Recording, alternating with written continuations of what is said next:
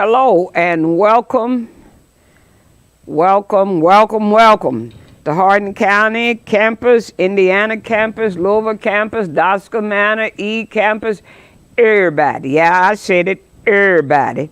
We want to greet you in the Lord's Day. And guess what?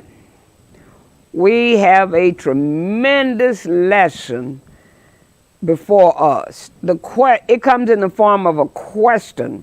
We're still on the series, Who Moved My Cheese? What would you do if you were not afraid? Wow.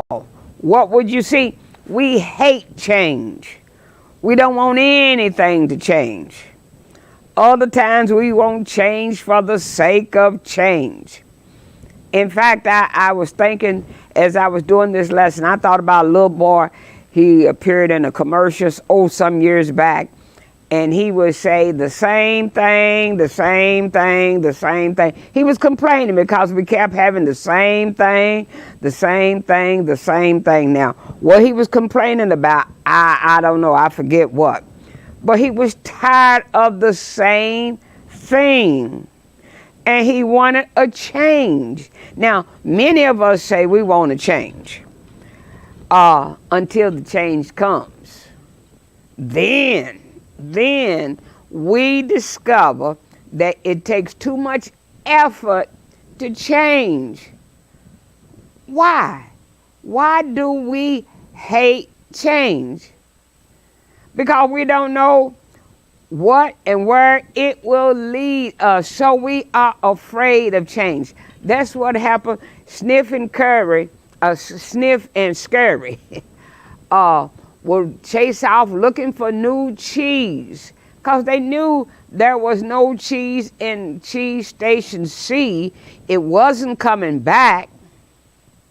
But him and haw did just what they do. They hem and haw, and we are like the little people. We hem and haw, and kept thinking, hem and haw kept sitting there thinking the cheese was going to come back.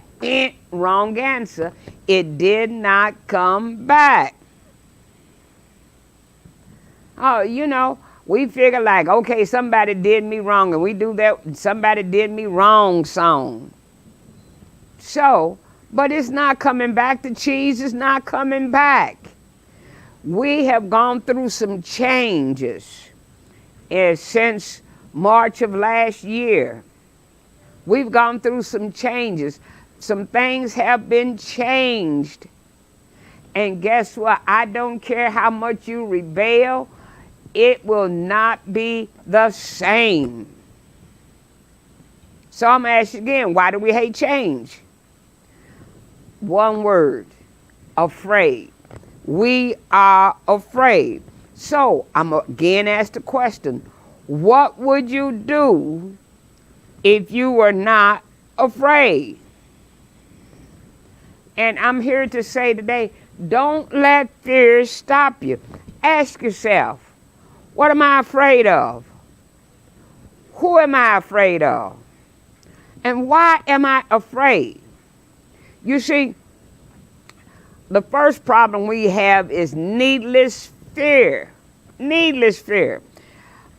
In the book, Scared to Life, the writer tells us that 60%, listen to this, 60% of our fears are unfounded. They have no basis.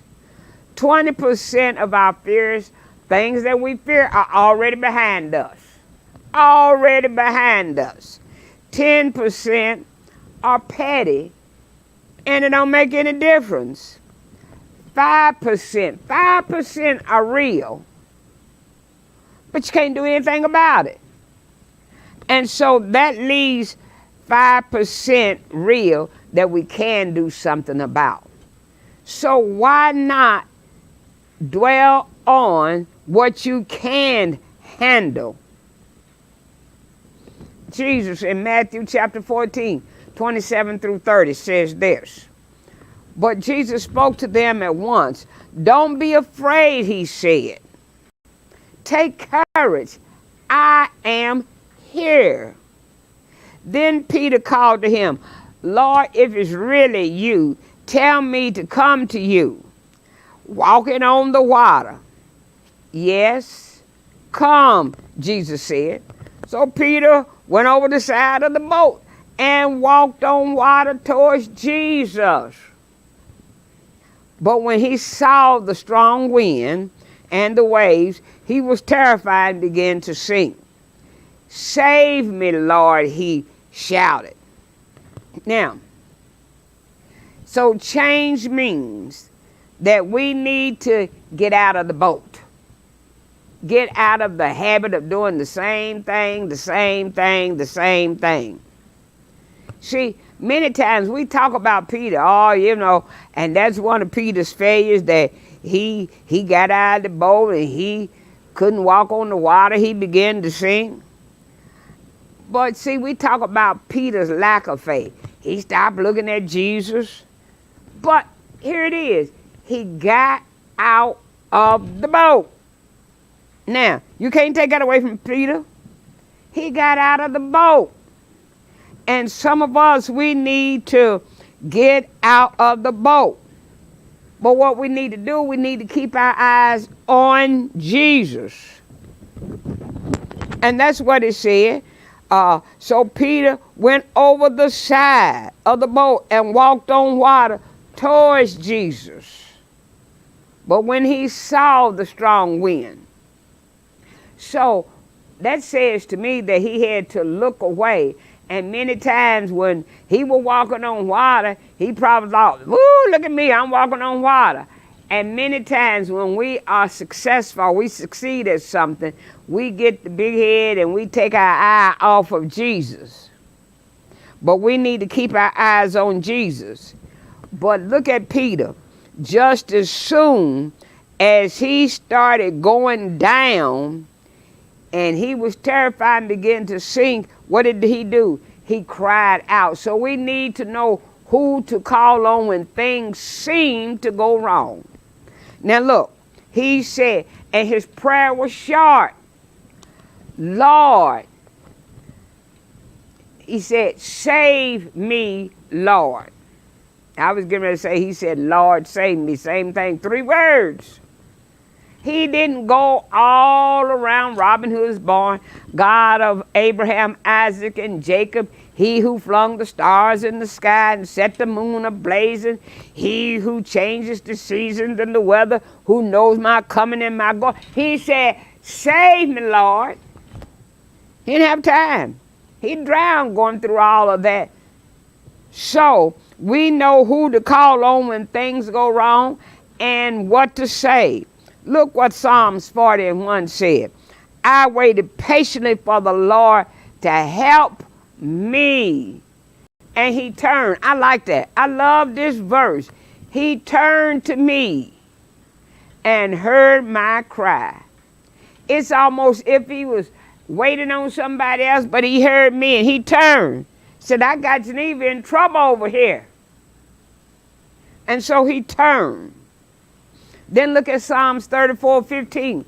The eyes of the Lord are on the righteous, and his ears are open to their cry.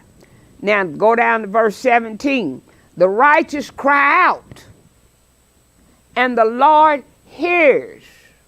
I don't care. Notice it was a storm, because that's what it said. There was a storm. But over the winds and the waves and the lightning flashing and the thunder, he heard the cry. So that should tell us something. Whatever is going on, the Lord will hear us and deliver us out of our troubles. He not only will hear, but he will deliver. So, my question again, what is there to fear if Jesus is with us? And yet we saying, if Jesus goes with me, I'll go where? Anywhere. Because it's heaven to me wherever I be if he is there. So, that's what, if you were not afraid, what could you do? Or what would you do if you were not afraid? First of all, get out of the boat. Now let's go to Mark chapter 4, verse 35 through 38. As evening came, Jesus said to his disciples, let's cross to the other side of the lake. So they took Jesus in the boat and started out, leaving the crowds behind, although other boats followed. But soon a fierce storm came up. As I was teaching this the other day, I said, I don't know about y'all, but I think if I'd been one of them disciples when Jesus said, come on, let's go over on the other side, let's get in the boat, I would have said, no, if you don't mind, Jesus, I think I'll just walk around over there. Because it looked like every time he said, get in the boat, a storm comes up. But I point that out to you to let you know, just when we in Jesus, that don't mean we're not going to have problems. In fact, every time we get in the boat and start out, we are going to have some problems. So they took Jesus in the boat and started out, leaving the crowds behind, although other boats followed. But soon, a fierce storm came up. High waves were breaking into the boat. I mean, this is rough weather here. And it began to fill with water. Now, you know as well as I do, boats are supposed to sail on the water. The water is not to get in the boat. But here it is. It began to fill with water. Jesus, where you be, Jesus? Jesus was sleeping at the back of the boat with his head on a cushion. Whoo! The disciples woke him up shouting, Teacher, don't you care that we're going to drown? So now, let's take a look at this. Change means, when you're going to change, make some changes. Change means that we need to realize a couple of things. Storms can and will come into our lives. Storms can and will come into our lives.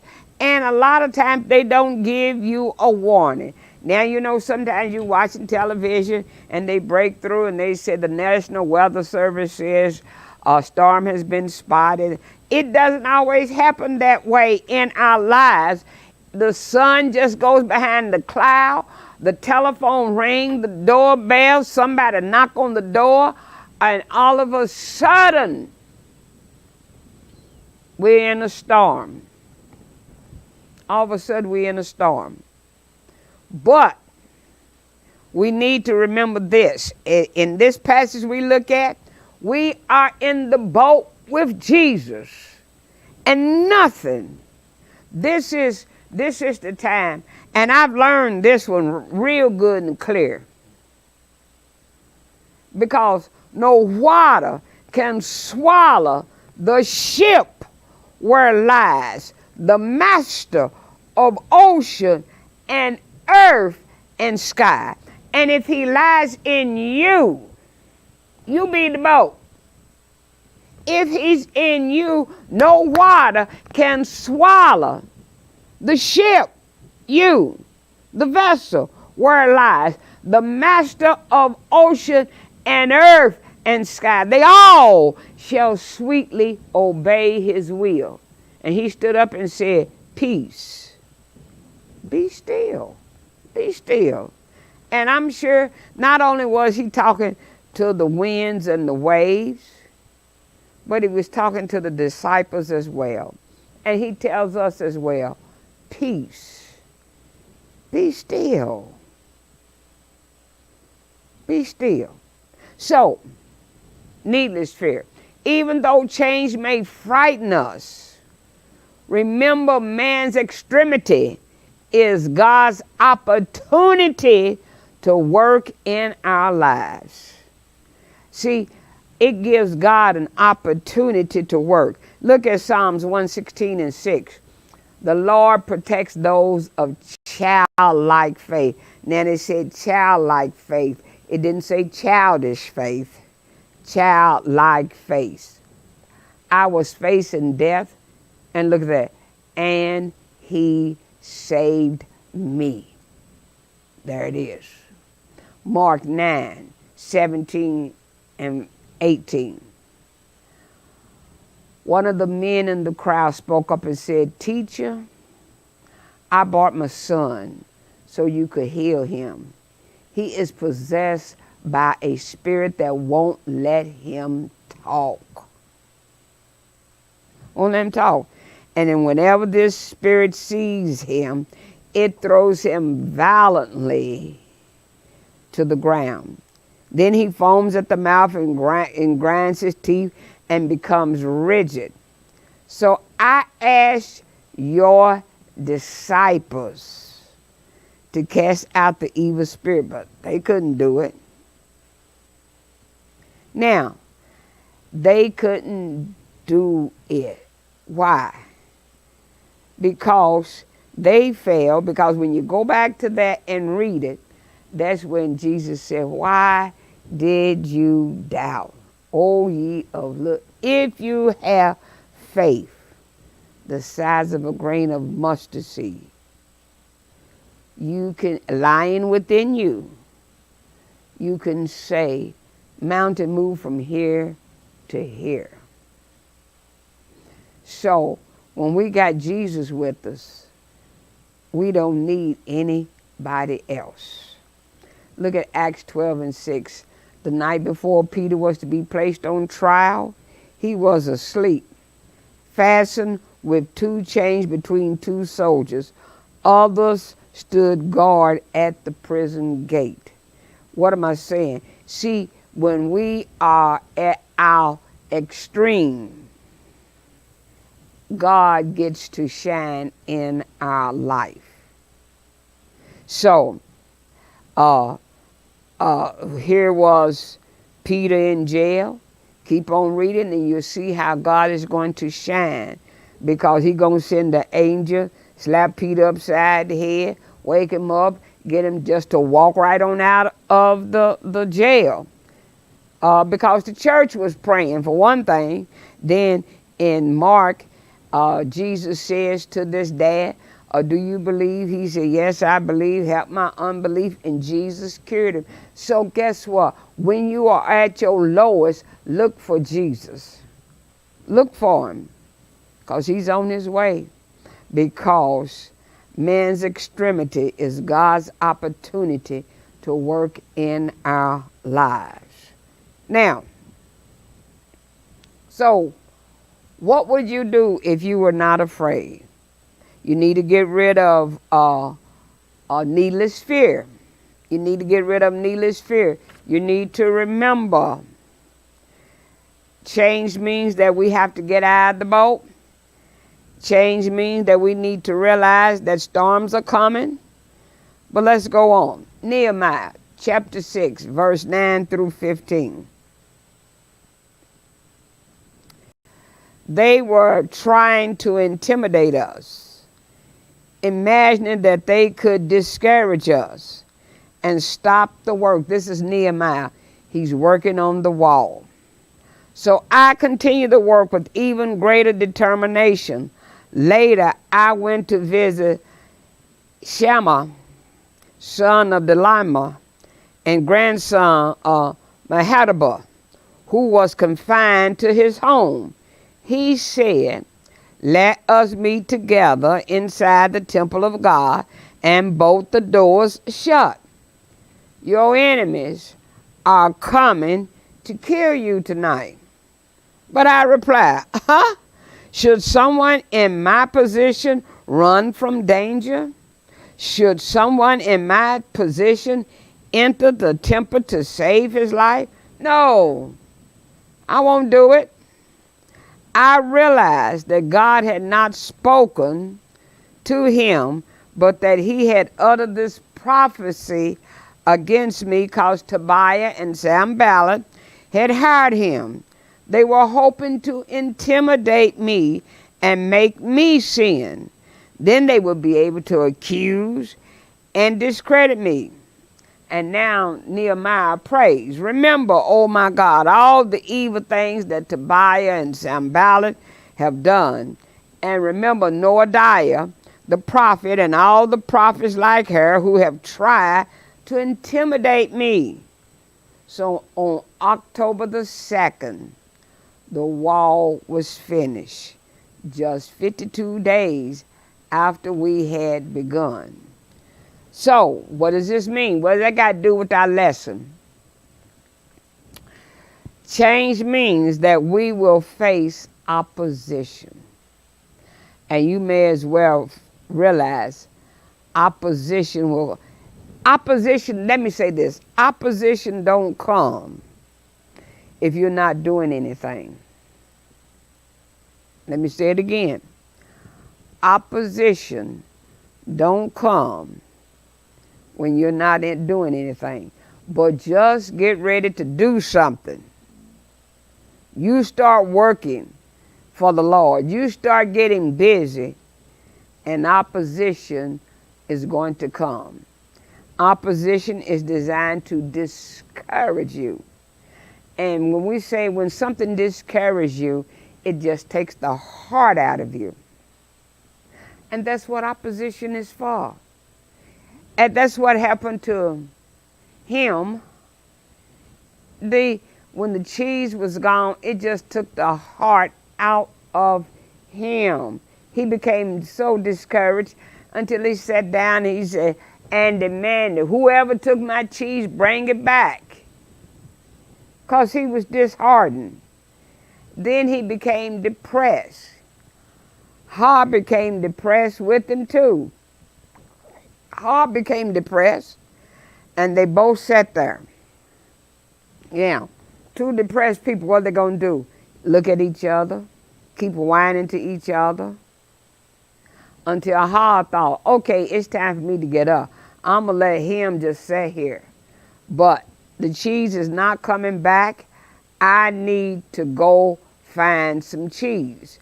So opposition will discourage you, will depress you, but it also will test you. It will test you. Are you going to sit here, or are you going to get up? What are you going to do? And Nehemiah teaches us that when opposition comes, because it's going to come, 3 things we need to do. Stay focused, stay faithful, stay firm. Now let me go back. Stay focused. Oh, some years ago, it's been pretty good while. Could be about something like 12, 15 years ago for all I know. Dr. Cosby said this is what focus stands for. F, first things first. So if you're going to stay focused, put first things first. O, put other things second. So you got to prioritize things. Everything can't be first. So what isn't first comes second. It's later. C, cut out the unnecessary. See, some things are not necessary and that we keep on carrying around, but it's not necessary. U, unite behind the goal. Unite. And then S, stay on track. And that's what focus is. So when opposition comes and you're looking for the cheese, stay focused. Stay faithful. Don't just say, I just give up. I'm just not going to fool with this. Stay faithful. Stay firm.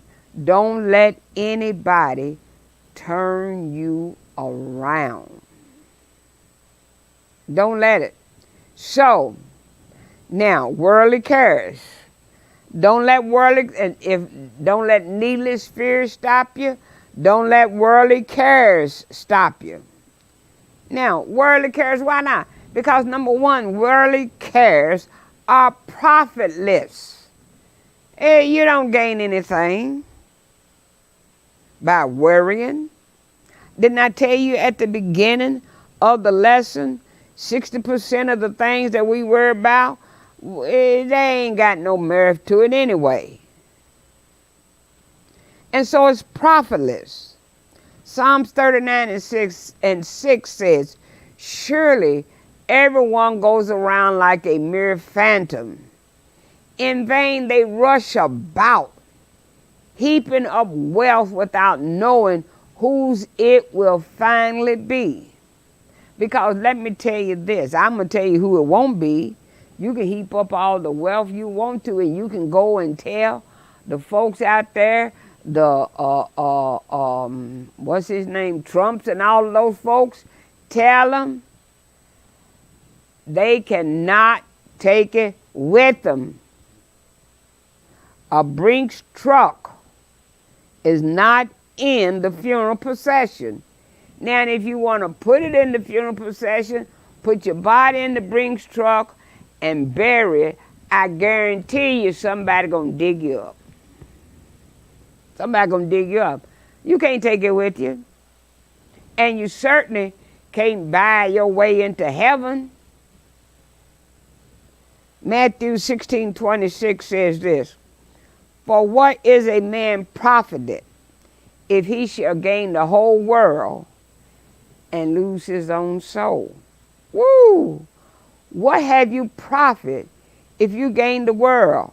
While I'm on the world, or while I'm in the world, I got everything I need. And then open my eyes in hell and I'm living next door to some of you folks that I don't want to live next door to. If a man should gain the whole world and lose his own soul, or what shall a man give in exchange for his soul? So, worldly cares are not only profitless, but it drives away sleep. Those who work hard sleep in peace. It is not important if they eat little or much. It don't, I worked hard, I'm tired, I'm ready to go sleep. And they can sleep, but, you gotta watch those buts. But, the rich people worry about their wealth and cannot sleep. See, I don't have to worry about what somebody gonna do because I ain't got nothing. Anybody take my purse, they probably bring it back to me and say, I'm sorry. Because they're gonna say, this woman got less than me. There it is. But the only thing that I can tell you, I got Jesus. And that's enough. Look at Job 7:4. When I lie down, I think. See, when worries, cares drive your sleep away, look what they say in Job. When I lie down, I think, how long until I get up? The night is long, and I toss until dawn. So, worldly cares mars the peace at home. It breaks up the peace at home.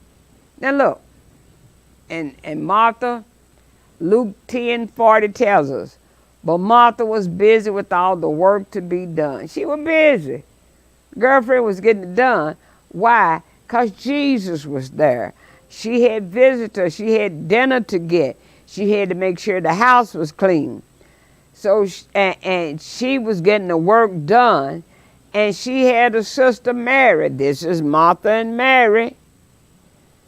But Mary wasn't happy. So Martha went in and said, Lord, don't you care that my sister has left me alone to do all the work? I'm doing all the work. And look at Mary. Tell her to help me. See? So that marred the peace at home. Why? Worldly cares. Martha was worried about putting dinner on the table because Jesus was company.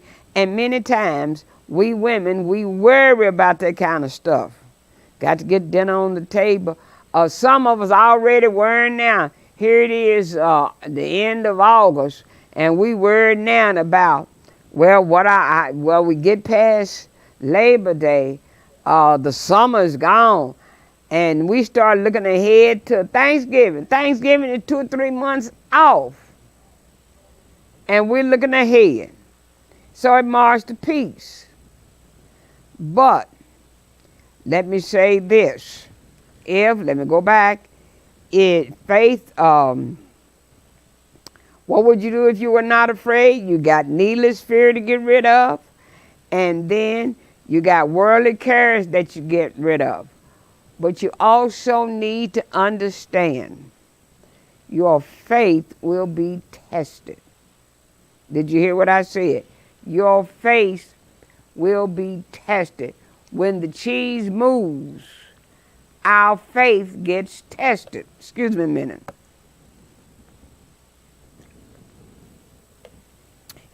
When the cheese moves, our faith gets tested. Like, where'd the cheese go? What do I do now? How do I get the cheese?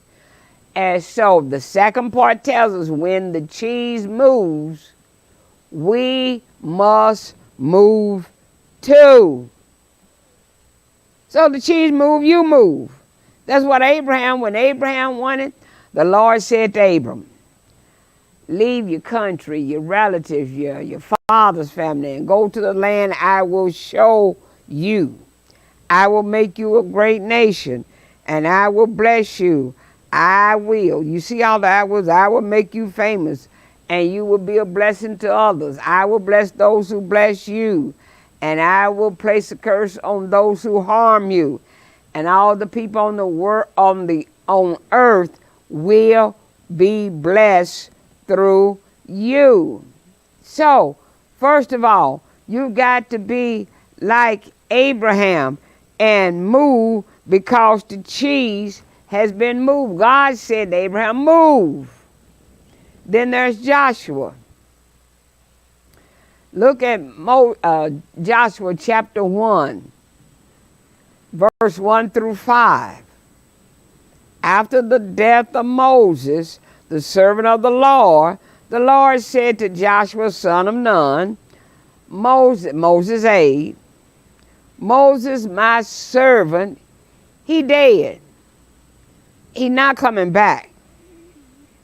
Now then, you and all these people get ready to cross the Jordan River into the land I am about to give to them, to the Israelites. I will give you every place. Now look what God said. This is the cheese. You want the cheese? Here it is. He said, I will give you every place where you set your foot as I promised Moses. Your territory will extend from the desert to Lebanon and from the great river, the Euphrates, or the Hittite country, to the Mediterranean Sea in the west. No one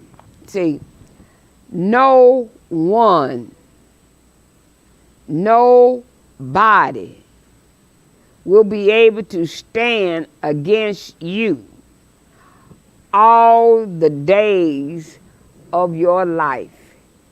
As I was with Moses, so I will be with you.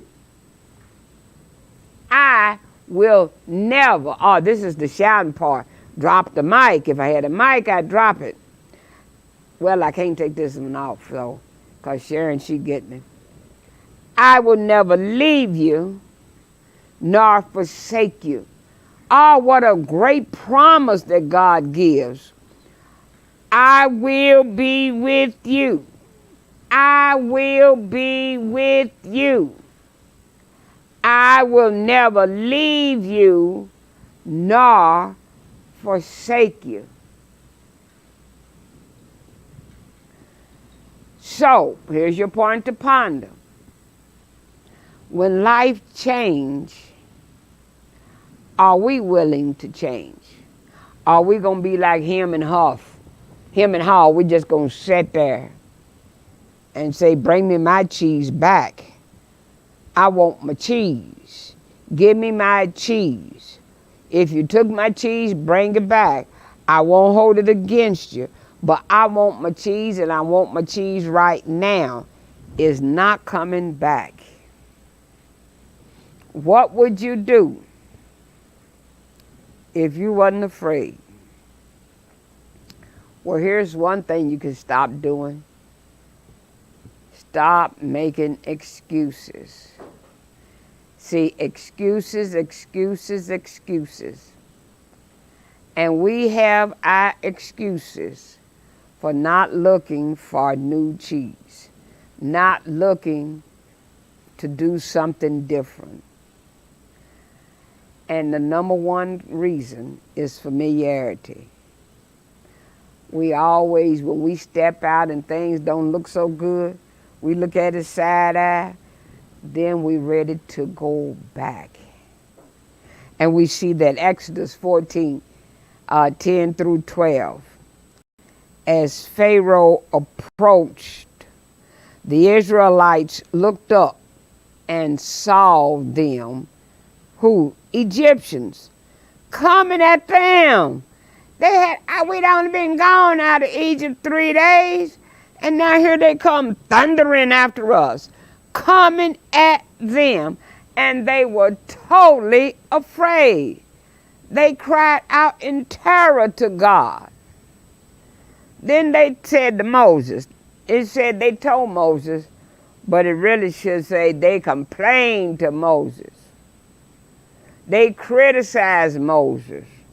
They did some fault finding with Moses. They said, oh, look here, Big Mole. Want the cemeteries large enough in Egypt so that you had to take us out here in the wilderness to die? What have you done to us? Taking us out of Egypt. See, back in Egypt, didn't we tell you? We told you this would happen. Didn't we tell you, leave us alone here in Egypt? We're better off as a slave in Egypt than as corpses in the wilderness. Well, that's what they said. Why? Because they had fear of failure. That's the first thing, familiarity. And they said, look, let's go back.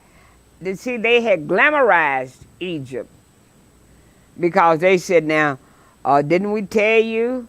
Look what you've done to us. Back in Egypt, we had a chariot in every driveway. We had a chicken in every pot. We had all the bricks that we need.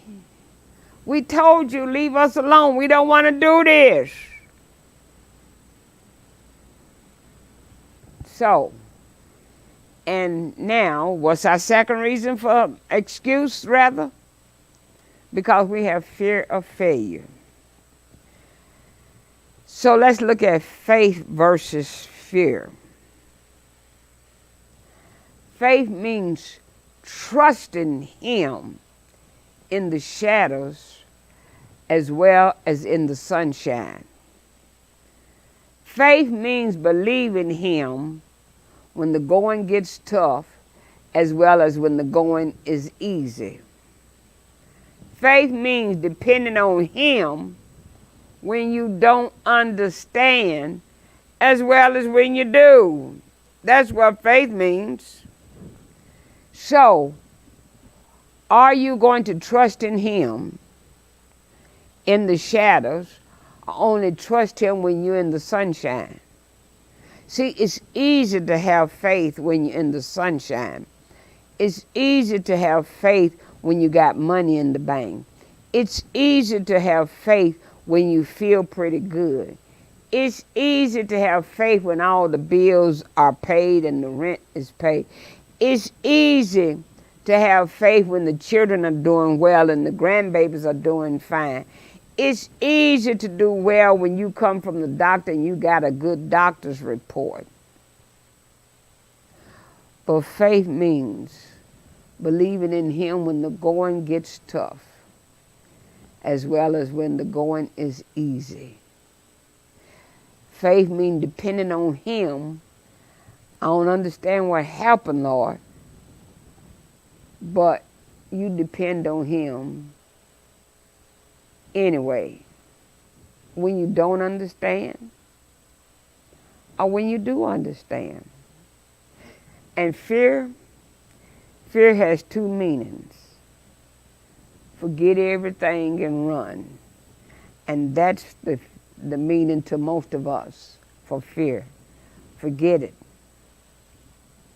Everything and run. But I have found that you can't outrun fear. Because when you stop running, fear is still right there with you. See, what you do is, when you talk about fear and faith, when fear knocks on the door, let faith answer the door. And fear has to leave. Because fear and faith are not twins. They are mutually exclusive. They do not exist together. So fear has two meanings: forget everything and run, or face everything and rise. Face everything and rise. So my question to you, my point to ponder: what is your definition of fear? The choice is yours.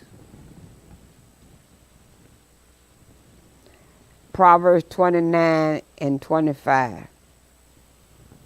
Fearing people is a dangerous trap, but trusting the Lord means safety. So what do we make excuses? Our excuses are familiarity. We want to go back to what we used to do. Fear of faith. And let me say this while I'm saying it. Go back, familiarity. The worship service of what we knew once before is not going to be. All of the 6 services that we had on the weekend, it's not going to be.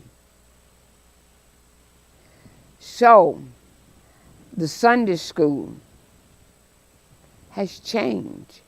It will not be going back to what it used to be. So, the familiarity you will not be able to go back to. Fear of failure. Well, guess what? Remember, Peter got out of the boat. And the only way that you can do something new is get out of the boat. Now, many times we focus on the physical. Sarah and Abraham, they were too old. Zachariah and Elizabeth, they were too old. Genesis 21, 1 through 5. Let me see.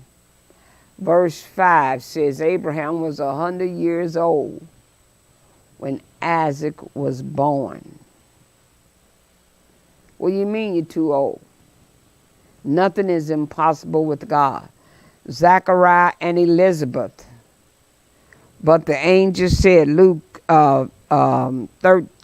1, verse 13. But the angel said, don't be afraid, Zach. God has heard your prayer. Your wife Elizabeth will give you a son, and you are to name him John. But now let's jump down to verse 18. But Zachariah said to the angel, hey, how can I be sure this will happen? I'm an old man, and my wife is also well along in years. I mean, this fella Zachariah, I love that because he's politically correct. He said, I'm old, but you see, my wife, she's well along in years. He don't say my wife old. He said she's well along in years as well. So he politically correct. Little fun, that's all. So we make the excuse we too old. And then on the other hand, we're too young. And we have Samson. And when Samson was born, his mother, when he was young, took him to the church. He was young. Elkanah said to his wife, do what you think is best. Stay home until you have weaned him. Yes, let God complete what he has begun. So she did. She stayed home and nursed him until she had weaned him. Then she took him up to Shiloh, and he wasn't no teenager, bringing also the makings of a generous sacrificial meal, a prize bull, flour, and wine. The child was so young to be sent off. And so we say too young, too old, too young. And we look at Moses. Moses just said, I can't. Now, verse 10 and 11 in Exodus chapter 3, Moses said, but God said, so now I'm sending you to the king of Egypt. Go, bring my people, the Israelites, out of Egypt. But Moses said to God, I'm not a great man. How can I go to the king and lead the Israelites out of Egypt? Then chapter 4, verse 1, Moses answered, what if the people of Israel do not believe me or listen to me? What if? You see all the what ifs? What if they say the Lord did not appear to you? Let's go down to verse 10, same chapter. Moses said to the Lord, pardon your servant, Lord. I have never been eloquent, neither in the past nor since you have spoken to your servant. I'm slow of speech and tongue. And then down into verse 13, same chapter, Moses just finally says what the problem is. He said, pardon your servant, Lord. Please send somebody else. In other words, I don't want to do it. I can't do it, and I don't want to do it. Or, many times our excuse, the problem's too big. The problem's too big. And that's what we have with Goliath. He's too big. He was a champion from Gath named Goliath. He was about 9 feet, 4 inches tall. He came out of the Philistine camp. He had a bronze helmet on his head and a coat of armor, a bronze armor that weighed about 125 pounds. This fella is huge. He wore bronze protectors on his legs, and he had a bronze spear on his back. The wooden part of the large spear was like a weaver's rod, and his blade weighed about 15 pounds. I can't even imagine. And the officer who carried his shield walked in front of him. The problem, many of us, we don't want to tackle the problem because it's too big. And other times, we go back. Moses said, I can't. Or we think we're the wrong nationality, the wrong sex, the wrong whatever. But we see the Canaanite mother who did not allow race, creed, or color to stop her. When we need something from Jesus, nothing can stop us. So I'm asking you, when will you move on? What excuse do you have for not looking for new cheese? I mean, can you see the new cheese? When you move, you can and will find new cheese. but you have to move. You cannot be like him and stay there. Hall finally moved. Sniff and Scurry was already doing their thing. So, as we look at this, God grant me the serenity to accept the things I cannot change, courage to change the things that I can, and wisdom to know the difference.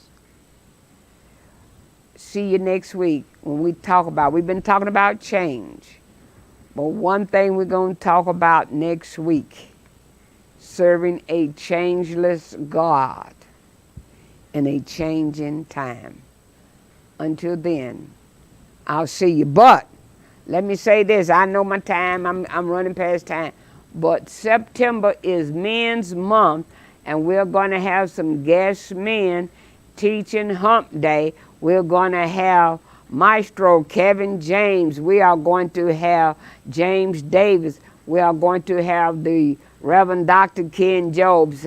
And Ken Job, he just bad as he can be. Then we're going to have Reverend Corey Bailey. And these are the men. They will be talking about failure is not final in the Father. Woo! Can't wait. See you next time. Bye-bye.